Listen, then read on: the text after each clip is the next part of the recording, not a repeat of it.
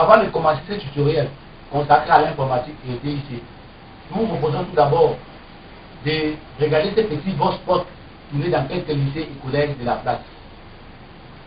Que penses-tu du CD informatique du niveau 1 du groupe intégré? Le CD informatique du niveau 1 du groupe intégré m'a permis de maîtriser les composants de l'ordinateur en moins de 3 jours.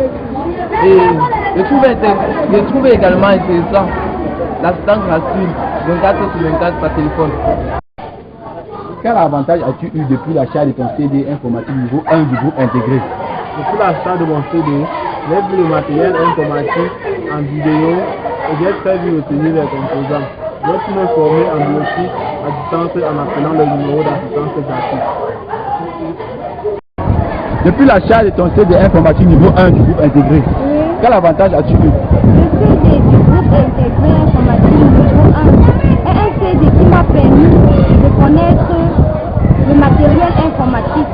Depuis que j'ai acheté ce CD, son assistance 24/24 m'a permis de répondre à toutes mes questions concernant l'informatique et d'améliorer mes points à l'examen. L'informatique étant le domaine d'activité scientifique, technique et industrielle concernant le traitement automatique et rationnel de l'information par des machines, qui peuvent être soit des robots, des automates, des ordinateurs, et bien encore, mais nous allons plus nous attarder sur des ordinateurs. L'ordinateur est une machine électronique qui fonctionne par la lecture séquentielle d'un ensemble d'instructions qui lui font exécuter des opérations logiques et arithmétiques sur des chiffres binaires. Nous sommes sans toutefois ignorer qu'un ordinateur est composé de deux grandes parties, à savoir le matériel hardware informatique et le logiciel software. Mais dans le tome 1, nous allons plus nous attarder sur le hardware qui est le matériel informatique. Dans un premier temps, nous allons vous présenter les composants d'un ordinateur. Un ordinateur est composé de deux grandes parties, à savoir les périphériques et l'unité centrale. Parmi les périphériques, nous avons l'écran, le clavier et la souris. Et là, nous avons l'unité centrale. C'est dans l'unité centrale que se situe la carte mère et l'ensemble des composants importants de l'ordinateur. Les écrans. Il existe deux types d'écrans. Les écrans à tube cathodique et les écrans plats. Un écran d'ordinateur est un périphérique de sortie vidéo d'un ordinateur. Il affiche sous forme de pixels des images générées par la carte graphique de l'ordinateur. Grâce au taux de rafraîchissement d'écran élevé, il permet de donner l'impression de mouvement. Il permet donc de travailler agréablement, de visionner de la vidéo ou des films et de jouer à des jeux vidéo. Les écrans à tube cathodique, ce sont les écrans les plus anciens. Les écrans à tube cathodique ou écran CRT, qui est une abréviation de l'anglais Cathode Ray Tube, sont analogiques. Ils ont un angle de vision large et un rendu des couleurs fidèles, mais ils sont lourds, volumineux et gourmands en énergie. Ils consomment 2 à 3 fois plus de courant qu'un écran LCD. Leur durée de vie en moyenne est d'environ 25 000 heures, soit 13,7 ans si l'écran reste allumé 5 heures par jour. Les écrans cathodiques sont toujours utilisés en mode paysage.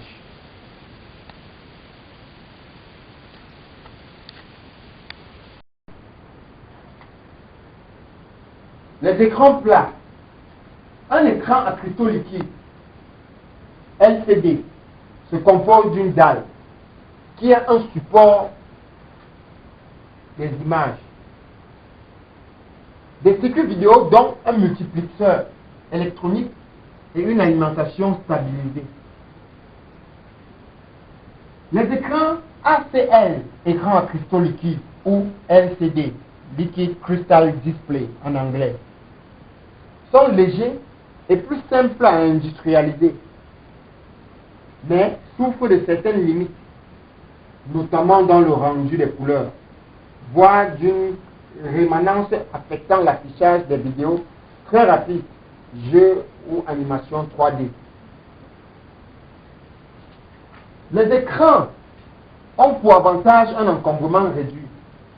Le temps de latence de plus en plus faible permet pour certains modèles en dessous de 2 millisecondes d'utiliser des jeux d'action tels que les jeux de tir subjectifs, soit avoir à subir des traînées d'affichage lors de mouvements rapides.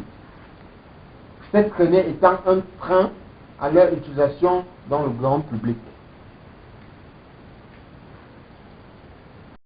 Les unités d'entrée. Sans unité d'entrée, un ordinateur n'a point de sens ou est inutile. Les unités d'entrée que nous utilisons dans tous nos ordinateurs aujourd'hui sont le clavier et la souris. Le clavier est une matrice de boutons poussoirs qui envoie un signal unique lorsqu'on les presse. Le clavier est utilisé depuis le début de l'ordinateur. Le clavier permet à la manière des machines à écrire de saisir des caractères. Ces caractères qui peuvent être des symboles, des chiffres, des lettres ou encore plus. Le clavier est donc le périphérique d'entrée le plus important pour un ordinateur, car c'est grâce à lui qu'il nous est possible d'envoyer des commandes. Il existe donc plusieurs types de claviers. Et les plus utilisés de nos jours sont le clavier AZERTY et QWERTY.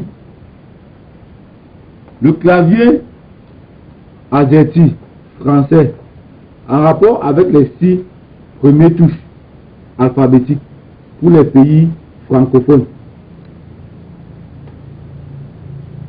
Le clavier anglais QWERTY, toujours en rapport avec les 6 premières touches du clavier alphabétique. Et il est utilisé plus fréquemment dans les pays anglophones. Nous allons entrer en profondeur dans l'étude d'un clavier, le clavier français AZERTY. Nous allons prendre le clavier IBM qui regroupe 102 touches divisées en blocs de touches. Nous allons commencer par le bloc de touches de fonction de F1 à F12. Ces touches n'ont pas de fonction fondamentale. Leur combinaison dépend du logiciel dont on utilise. Ces touches sont par exemple actionnées en combinaison avec d'autres pour envoyer des commandes au système. Le bloc des touches dactylographiques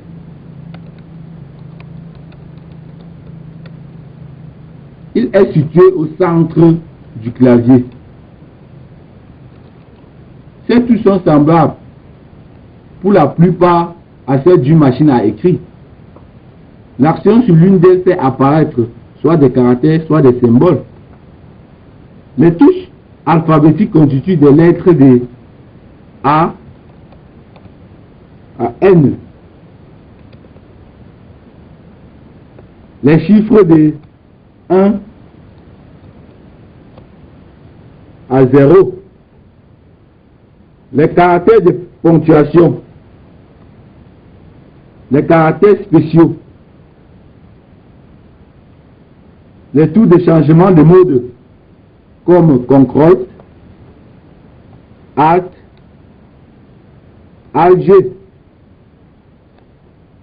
Nous avons le bloc des touches de déplacement. Il permet de déplacer le point d'insertion d'un point à un autre. Nous avons le bloc de touches numériques. Pour l'utilisation des chiffres, c'est possible de verrouiller ou de déverrouiller ce pavé en actionnant la touche verrouille nom. Les touches spéciales comme CTRL, ALT-G, Alt sont les touches spéciales parce que l'action sur l'une d'elles ne provoque pas l'apparition des caractères à l'écran. Les touches de changement comme Cap Lock, tabulation, Shift, les touches d'édition, Insert, Delete, les autres touches comme échappe, c'est même la plus meilleure. Dans un système d'exploitation, on a besoin d'échappe. Et print scan.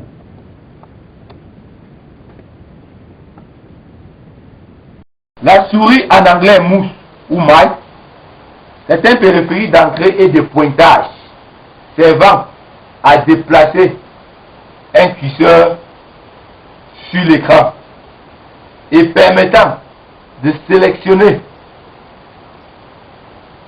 de déplacer, de manipuler des objets grâce à des boutons. On appelle ainsi clic l'action consistant à appuyer, cliquer sur un bouton afin d'effectuer une action. Le boîtier ou châssis abrite la majorité des composants d'un ordinateur. La carte mère, l'alimentation, les unités de disque et des cartes d'extension. Il y a différents types de boîtiers. Ils sont conçus en fonction du facteur d'encombrement, soit la carte mère et l'alimentation. Certains boîtiers peuvent supporter plusieurs facteurs d'encombrement. La carte mère. Tous les éléments sont connectés sur cette carte. Elle contrôle leur fonctionnement et assure l'échange de données entre eux. Il existe plusieurs façons de caractériser une carte, notamment selon les caractéristiques suivantes. Le facteur d'encombrement désigne ici soit la dimension, l'agencement, la géométrie et les caractéristiques électriques de la carte mère. Le chipset ou jeu de composants est un circuit électronique chargé de coordonner les échanges de données entre les divers composants de l'ordinateur, soit le processeur ou les mémoires. Les types de support de processeurs. Le processeur, aussi appelé microprocesseur, est le cerveau de l'ordinateur. Il exécute les instructions des programmes grâce à un jeu d'instructions. Les connecteurs d'entrée-sortie. La plupart des cartes mères proposent des connecteurs suivants. Soit le connecteur série, permettant de connecter les vieux périphériques, les ports parallèles pour les vieilles imprimantes, les ports USB 1.1 bas débit ou 2.0 haut débit permettent de connecter les périphériques les plus récents. Les ports PS2 pour la souris et le clavier. Le connecteur VGA permet de connecter un écran. Ce connecteur correspond à la carte graphique intégrée. Le connecteur RJ45, appelé couramment LAN ou port Ethernet, permettant de connecter l'ordinateur à un réseau. Il correspond aussi à une carte réseau intégrée à la carte mère. Les prises audio permettant de connecter des chaînes IFI ainsi qu'un microphone. Connecteur correspondant à la carte son intégrée à la carte mère. Nous avons ensuite là les connecteurs de mémoire. La mémoire vive RAM, Random Access Memory, permet de stocker des informations pendant tout le temps de fonctionnement d'un ordinateur. Son contenu s'efface lorsqu'on éteint ou redémarre l'ordinateur, contrairement à une mémoire de masse telle qu'un disque dur. Nous avons là les connecteurs d'extension ou slot extension en anglais. Ce sont des réceptacles dans lesquels il est possible d'insérer des cartes d'extension, c'est-à-dire des cartes offrant des nouvelles fonctionnalités ou des meilleures performances à l'ordinateur. Nous avons sur cette carte mais deux, soit les connecteurs PCI Express, Peripheral Compartment Interconnect, permettant de connecter des cartes PCI et qui ne fonctionnent qu'en 32 bits. Le connecteur AGP, Accelerated Graphic Port, c'est un connecteur rapide pour une carte graphique. Ensuite, nous avons l'horloge et la pile du CMOS. L'horloge est temps réel, Real Time Clock, est un circuit chargé de la synchronisation des signaux du système. Nous avons là le BIOS, Basic Input Output System, est le programme basique servant d'interface entre le système d'exploitation et la carte mère. Le BIOS qui est stocké dans la mémoire morte ou la ROM. Nous avons là les connecteurs de lecteurs et des disques, aussi des disquettes, des unités de disques et des disquettes, où vient se connecter le disque dur, les lecteurs de CD ou DVD-ROM et les disquettes. Ensuite, nous avons le connecteur d'alimentation de la carte mère, le connecteur d'alimentation du processeur et enfin le connecteur d'alimentation des différents ventilateurs. Le processeur est le circuit intégré le plus important du système. Il est installé sur la carte mère. Il exécute les instructions du programme en cours d'exécution. Sans lui, l'ordinateur ne pourra pas démarrer. Le processeur exécute toutes les instructions des logiciels, dont celles du système d'exploitation. Dans la plupart des ordinateurs, le bloc d'alimentation ne fournit pas de courant à l'ordinateur si le processeur n'est pas présent. Avec les ordinateurs modernes, il est possible d'avoir plusieurs programmes prêts à être exécutés, mais seulement un s'exécute à la fois. Le processeur bascule d'un programme à un autre à une vitesse telle que nous avons l'impression que tous les programmes s'exécutent en même temps. C'est ce que nous appelons ici le multitâche.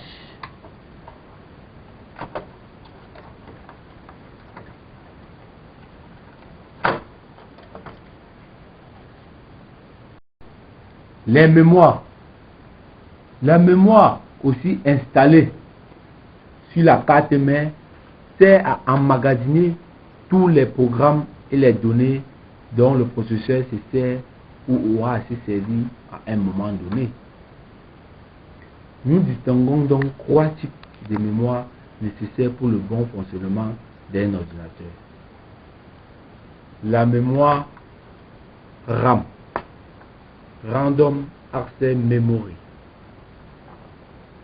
La mémoire ROM, Read Only Memory. Et la mémoire cache. La mémoire principale de travail est appelée mémoire vive ou RAM. Le processeur écrit et lit des informations dans la mémoire RAM. La RAM nécessite un courant constant pour garder ces données. À la fermeture de l'ordinateur, le contenu de cette RAM s'efface. La mémoire RAM vient sous forme de barrettes DIMM ou SIM. Les barrettes de mémoire coûtent moins cher. Nous pouvons donc posséder des ordinateurs détenant des mémoires qui répondent amplement à une utilisation normale. Quand on parle des caractéristiques d'un ordinateur, on parle de la capacité de la RAM qui s'exprime en mégas ou en gigaoctets. La ROM ou mémoire morte permet seulement de faire la lecture de son contenu. La ROM ne nécessite pas de courant pour garder ses données. Pour cette raison, le programme de démarrage et le texte initial est stocké dans la ROM. La mémoire cache est placée entre le processeur et la mémoire vive. Cette mémoire permet d'améliorer les performances de vitesse très médiocre de la mémoire vive ou RAM. La mémoire NVRAM ou RAM CMOS garde toutes des données d'initialisation nécessaires au BIOS. Le disque dur. Le disque dur est l'espace physique de stockage des données de l'ordinateur.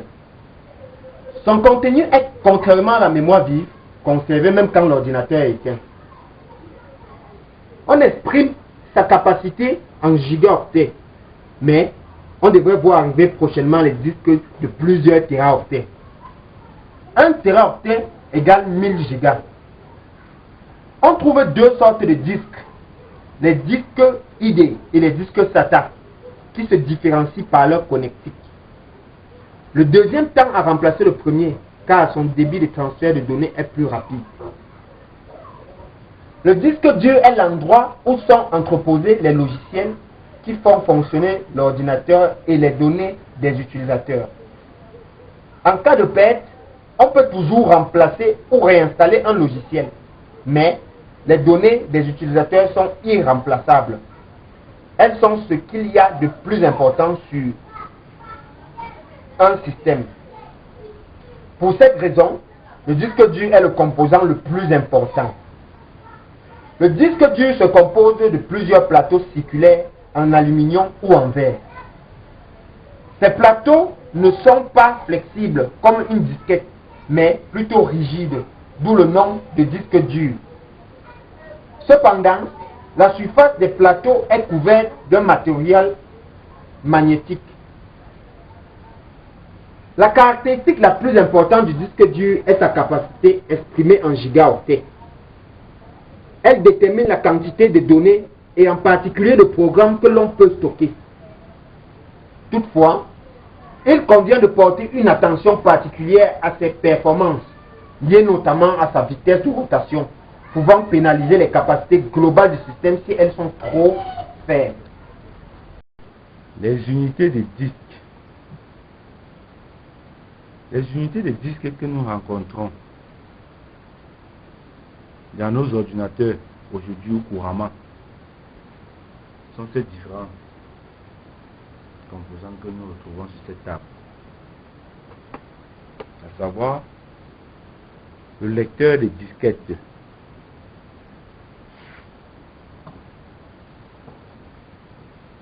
le lecteur de CD-ROM,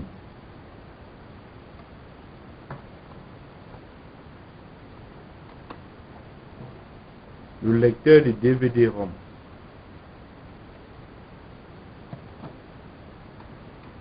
les différents graveurs de CD ou DVD-ROM.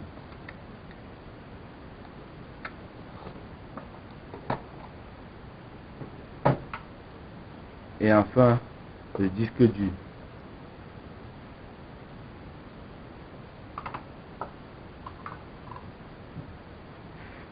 Tous ces différents composants permettent d'emmagasiner ou de sauvegarder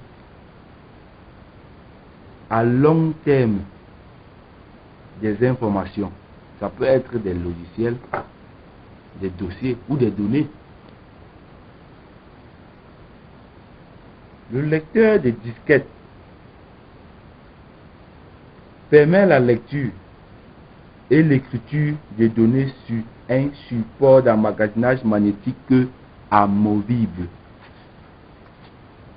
La disquette ne peut contenir que 1,44 mégaoctets d'informations. Elle est de plus en plus remplacée par des unités d'emmagasinage de plus grande capacité, telles que le CD-ROM ou la mémoire ou clé USB ou crayon USB.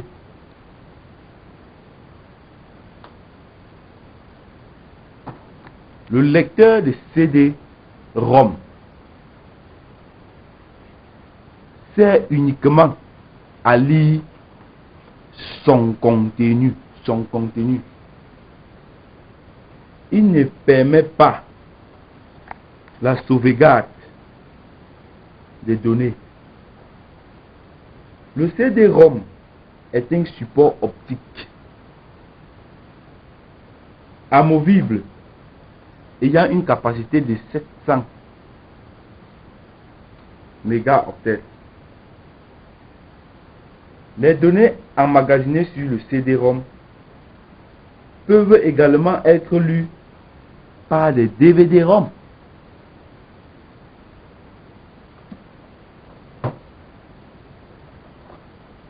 Le lecteur de DVD-ROM sert uniquement à la lecture du CD-ROM et du DVD-ROM.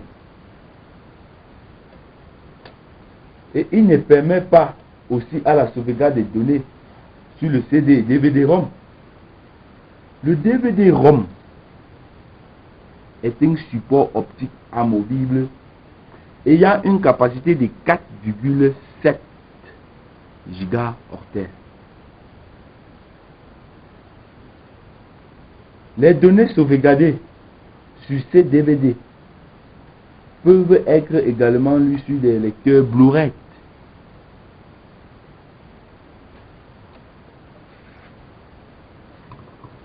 Les graveurs. Le graveur de CD-ROM.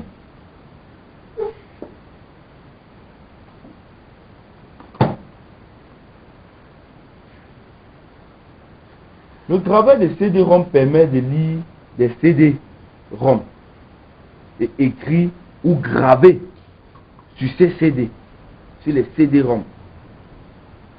Inscriptible. Inscriptible veut dire vieille, il n'y a pas de contenu.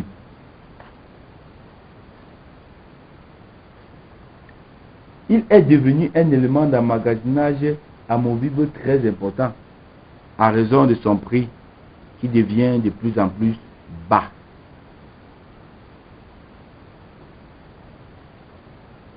Il est remplacé par des unités d'emmagasinage de plus grande capacité, telles que le DVD-ROM et des Blu-ray et des clés USB.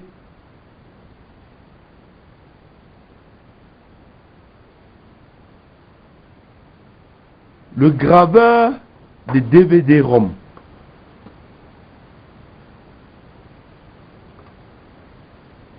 sert uniquement à lire des CD, et des DVD ROM. Et écrit sur ces CD et DVD ROM inscriptibles.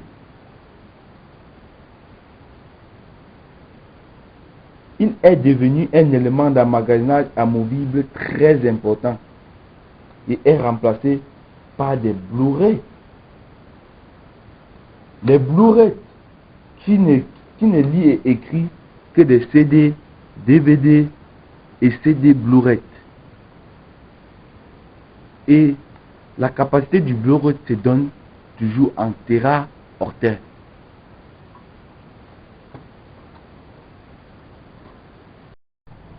Le bloc d'alimentation. Un bloc d'alimentation électrique, appelé communément alimentation.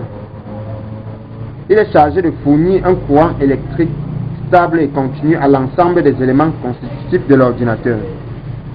L'alimentation sert donc à convertir le courant alternatif du réseau électrique de 220 volts en vue d'une tension continue de 5 volts pour les composants de l'ordinateur et de 12 volts pour certains périphériques, notamment les disques durs, les lecteurs et les CD-ROM. Le bloc d'alimentation est caractérisé par sa puissance, qui conditionne le nombre de périphériques qu'il est capable d'alimenter. La puissance du bloc d'alimentation est généralement comprise entre 200 à 450 watts.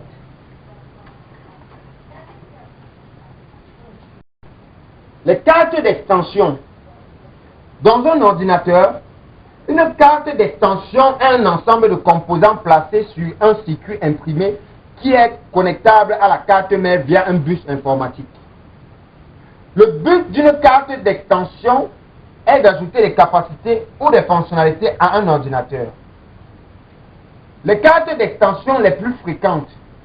Parmi les cartes d'extension les plus courantes, on peut citer des cartes graphiques responsables de l'affichage 3D et du traitement de l'image sur le moniteur ou sur l'écran. Les cartes réseau permettant de connecter l'ordinateur à un réseau local ou d'entreprise ou réseau internet. Les cartes téléphoniques permettant de transformer votre ordinateur en téléphone répondeur. Et les cartes TV permettant de transformer votre téléviseur, votre ordinateur, autant pour moi, en téléviseur. Les cartes d'extension est fixée à la carte mère. Elle est généralement standardisée, de même que le connecteur d'extension appelé slot en anglais.